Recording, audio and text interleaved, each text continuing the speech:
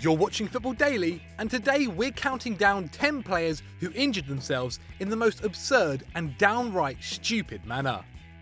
10. Santiago Canizares.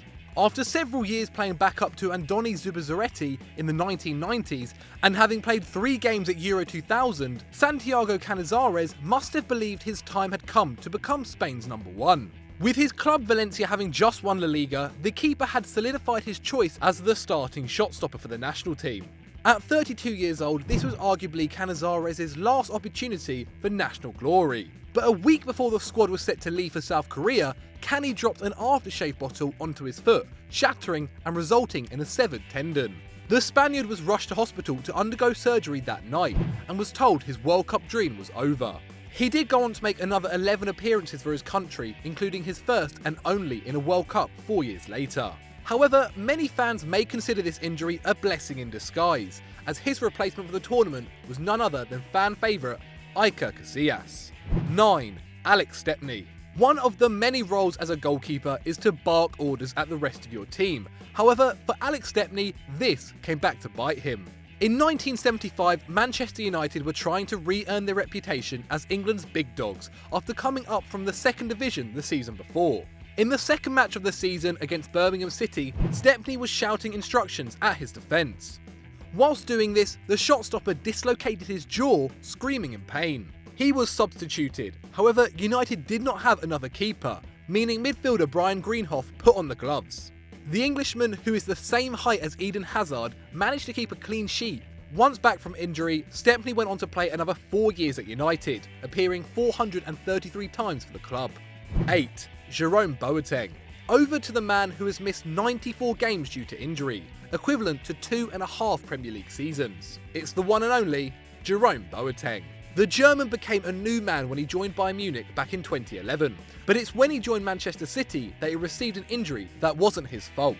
The defender, who was yet to have made a competitive debut for City, was returning to Manchester after Germany's 2-2 draw with Denmark back in 2010.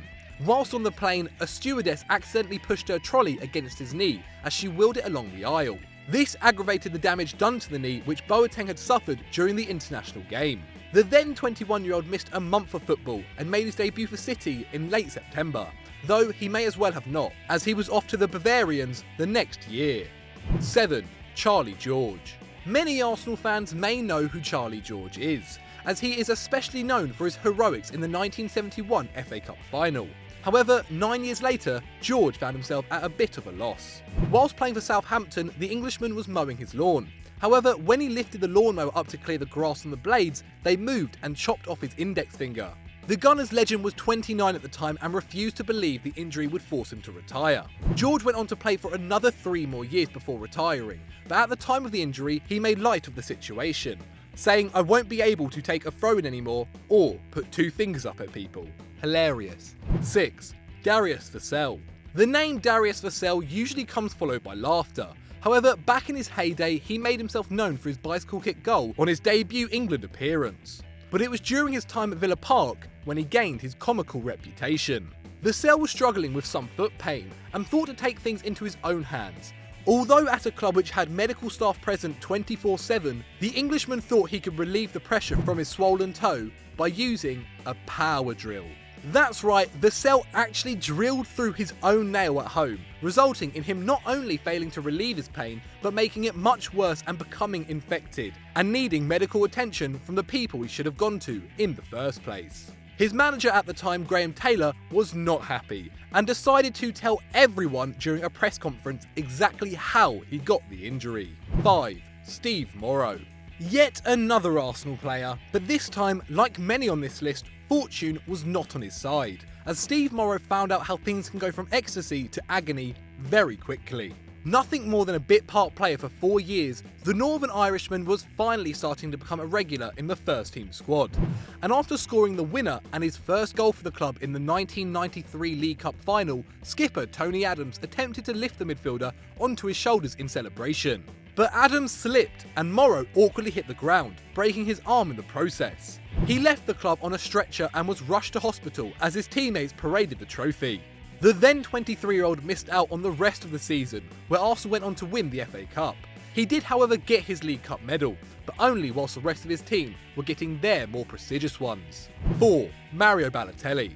Everyone's favourite troublesome Italian now, and in 2010 Manchester City were finally starting to become the dominant force we know them to be now, with the signing of Balotelli happening that summer. During a must-win Europa League match against Dynamo Kiev, the Italian striker was forced off in the 57th minute after being over a minute late coming out for the second half. He appeared to be in some distress when walking off, and was constantly rubbing his face before being replaced by Carlos Tevez. It turns out he had an allergic reaction to the grass, making his face swell up. For a little while, there was doubt over whether his career would come to an end. However, he was deemed fit to play the next match. The Sky Blues lost the game to Kiev 2-0, and although they won the second leg, they went out of the competition on aggregate. 3. Emerson. Playing in goal seemed to be a returning theme here, and although we could have had David James who pulled his muscle reaching for the TV remote, we've gone for Emerson, a midfielder, who, had it not been for this injury, he and not Cafu would have lifted the World Cup in 2002. Whilst training with Brazil in preparation for the competition, the captain was playing in goal in a light-hearted practice match when he dived to save a shot from Rivaldo and landed awkwardly. He suffered a dislocation of his right shoulder and needed around 4 weeks until he could play again, roughly the same length of time as the tournament itself. Although he may not have a World Cup winners medal, he did go on to play for Real Madrid, Juventus and AC Milan, but is currently applying his trade in Miami, though I'm sure that is better than winning a World Cup. 2. Alessandro Nesta. Regarded as one of the greatest defenders of his generation, Nesta, who has 17 European trophies and a World Cup to his name, received an injury which had all of us here at FD believing it couldn't be true. Back in 2005, Alessandro Nesta ruptured one of the tendons in his left thumb after playing PlayStation all night. Although you may think he should have been able to play on, you'd be surprised, as surgery was needed and kept him out for a month.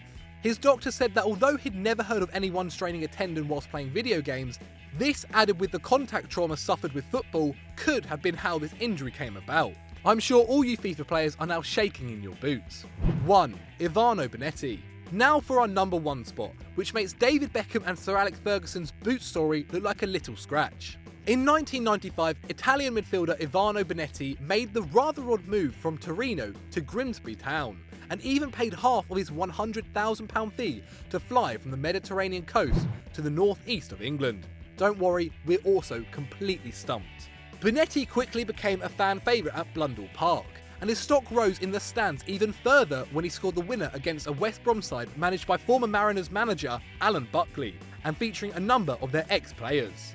But his popularity unfortunately didn't spread to his coach Brian Laws, who threw a plate of chicken wings at Bonetti, blaming him for not pulling his weight during a 3-2 defeat to Luton. The Italian was left on the floor of the dressing room with a fractured cheekbone to boot. He left the club for Tranmere just 5 months later, and I, for one, am not surprised.